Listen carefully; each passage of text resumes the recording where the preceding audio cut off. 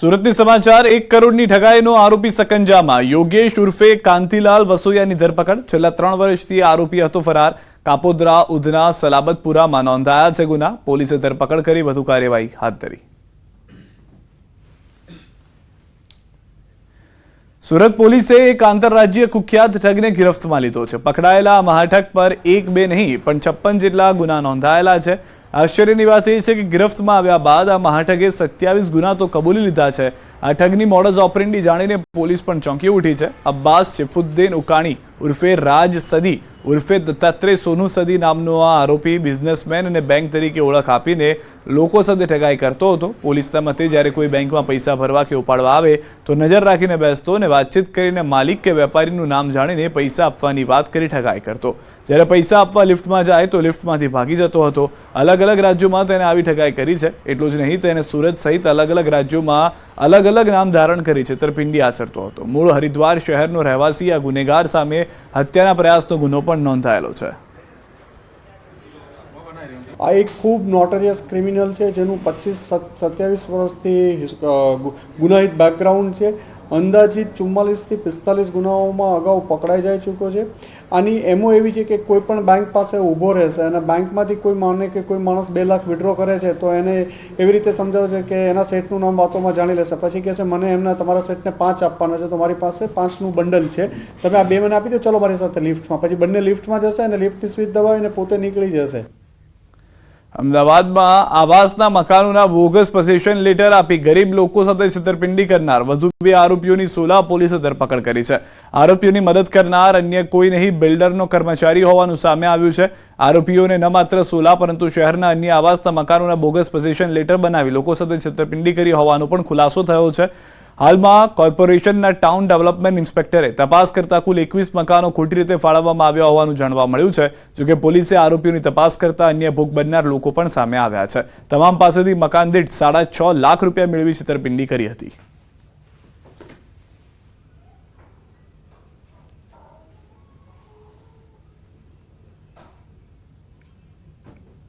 આરોપી જે ફેજ મોહમ્મદ સૈયદ છે તેમણે આ બિલ્ડરનો જે માણસ હતો તેને સંપર્ક કરી તેની પાસેથી આવી માહિતી મેળવી લીધી ક્યાં ક્યાં મકાનોની હાલ ફાળવવાની બાકી છે તે ખાલી મકાનોની માહિતી મેળવી એમના નંબર મેળવી એમના નામના એ નંબરોના બોગસ પોઝેશનો અને બોગસ રસીદો બનાવી અને આવા ભોગ બનનાર લોકોને એમની ફાળવણી કરેલી હતી વડોદરાથી સમાચાર શિનોરના સાધલી ગામે રખડતા શ્વાનનો આતંક સામે આવ્યો છે સાધલી ગામે એકતાનગર સોસાયટીમાં રખડતા શ્વાનનો આતંક રખડતા શ્વાને બાળકી પર કર્યો હુમલો 3 વર્ષની બાળકીને શ્વાને બચકા ભરતા ગંભીર રીતે ઇજાગ્રસ્ત મોટા ફોફળિયા ખાતે બાળકીને ઇન્જેક્શન સહિત પ્રાથમિક સારવાર અપાઈ બાળકીને ગંભીર ઇજાઓ પહોંચતા વધુ સારવાર અર્થે હોસ્પિટલમાં ખસેડાઈ છે તો હાલમાં જાણકારી છે શિનોરના સાધલી ગામે રખડતા શ્વાનનો આતંક જોવા મળી રહ્યો છે અનેક વિસ્તારોમાં રખડતી રંજાડ બેફામ છે ત્યારે વધુ એક બાળકને શ્વાને હુમલો કરી ઇજાગ્રસ્ત કર્યું છે વધુ જાણકારી ન્યૂઝ 18 સંવાદદાતા હાર્દિક પાસેથી મેળવીશું વધુ શું જાણકારી છે સમગ્ર કિસ્સામાં હાલમાં હાર્દિક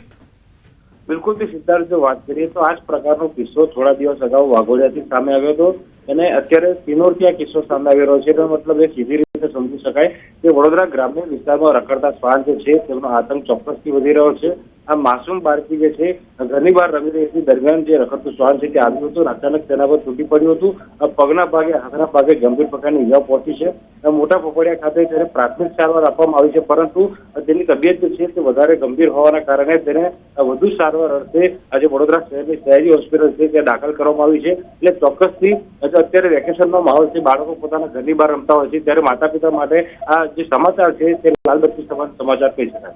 આભાર સમગ્ર માહિતી બદલ તો હાલમાં રખડતા શ્વાનને કારણે બાળકને ઈજા પહોંચી છે વારંવાર આ ઘટનાઓ ઘટી રહી છે પ્રશાસન પગલાં લે તેવી આશા હજી પણ શહેરીજનોમાં છે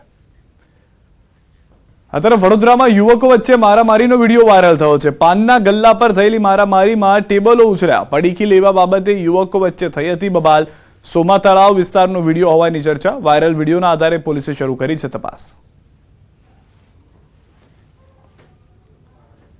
પાટણથી સમાચાર ગાંધી આશ્રમમાં મારામારી ચાણસ્માના જીલિયા ગામે મારામારી પરિવારના 3 લોકોએ તલવારથી હુમલો કર્યો જીલિયા ગાંધી આશ્રમના કર્મચારીઓને માર માર્યો. પદ્મશ્રી માલજી દેસાઈ તેમજ તેમના પુત્રને આપી ધમકી, જાનથી મારી નાખવાની ધમકી આપી. ગેરકાયદેસર રીતે સંસ્થામાં પ્રવેશ કરીને ગુનો આચર્યો. સંસ્થામાં નોકરી કરનાર ક્લાર્કે અન્ય 2 શખ્સો સાથે મળીને કરી મારામારી. પોલીસે ગણતરીની કલાકોમાં હુમલો કરનાર ત્રણેયને ઝડપી પાડ્યા. જીલિયા ખાતે આશ્રમમાં હુમલો કરનાર કનુભાઈ દેસાઈ, પ્રવીણ દેસાઈ અને દશરથ દેસાઈની પોલીસે પૂછપરછ શરૂ કરી.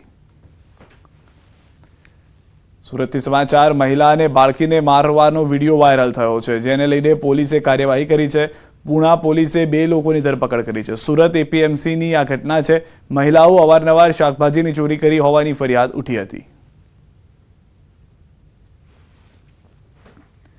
મહેસાણાથી સમાચાર. રીલ્સ બનાવવા જતા યુવકનું મોત થયું છે. તળાવ કિનારે રીલ્સ બનાવવા જતા યુવકનું મોત થયું. તળાવમાં પગ લપસી જતા યુવક ડૂબી ગયો. મહેસાણાના ખેરાલુના ડભોડા ગામની ઘટના છે. ગામના તળાવ કિનારે મોબાઈલમાં રીલ્સ બનાવતો હતો. રાજકોટ શહેરના પ્રદ્યુમનનગર પોલીસ સ્ટેશન વિસ્તારમાં